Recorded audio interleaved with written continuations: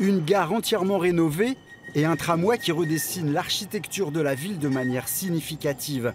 Depuis plusieurs années, Besançon fait peau neuve. Une politique de l'agglomération engagée dans un programme d'aménagement urbain destiné à transformer totalement la vie de la vieille cité byzantine. Ces transformations, elles sont liées simplement à la satisfaction des besoins. Le besoin en logement, le besoin en développement d'activités, le besoin également de travailler sur les flux et les déplacements.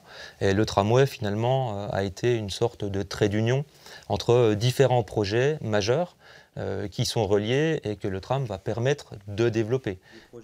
Au moins une dizaine de programmes de construction ou d'aménagement répartis dans toute la ville, à commencer par la démolition de la première barre d'immeubles des 408, prévue ces prochaines semaines. C'est 1000 logements neufs dans le quartier des Vettes, ou la transformation de l'ancien casernement Vauban en espace de bureaux, de commerce et de logement. La livraison de la zone commerciale de Chalzeul au bout de la ligne de tram, celle du musée des Beaux-Arts à l'automne prochain.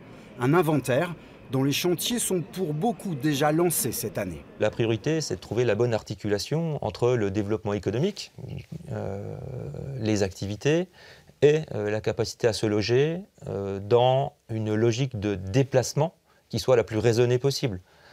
La ville concentre 80% des emplois, elle concentre une bonne partie de la population également, et il est assez logique qu'on travaille dans son renouvellement à trouver des solutions pour rapprocher le lieu où on réside et le lieu où on travaille. Une politique volontaire pour inciter la population byzantine à se réapproprier le cœur de la cité.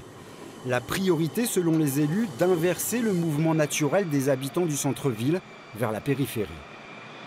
Nous avons l'ambition de créer de l'emploi, des activités, de conforter le quartier universitaire. Le campus de centre-ville sera conforté en lien avec l'université. D'ailleurs, il y a eu des travaux récents pour créer l'amphithéâtre de la Maison des sciences de l'homme et de l'environnement, la MSHE. Il y a tout un plan de réhabilitation des locaux. Il y a la perspective de rapatrier le CLA sur le site ici de Saint-Jacques. Le projet d'une cité des savoirs et de l'innovation, considéré comme la pièce maîtresse du futur Besançon. L'ancien hôpital Saint-Jacques et sa grande médiathèque régionale destinée à structurer bientôt tout le cœur de la boucle byzantine. Pas demain, mais c'est aujourd'hui qu'on prépare ces projets, qu'on les mette au point, qu'on monte les plans de financement pour un plan qui va se dérouler sur une dizaine d'années. Pour l'heure, les pelleteux sont déjà à l'œuvre pour convertir l'usine Rodiaceta en parc de loisirs, pendant que le quartier Viotte se prépare, lui, à devenir le grand pôle tertiaire de Besançon d'ici 2020. La vision d'une future métropole urbaine pour l'ancienne capitale régionale.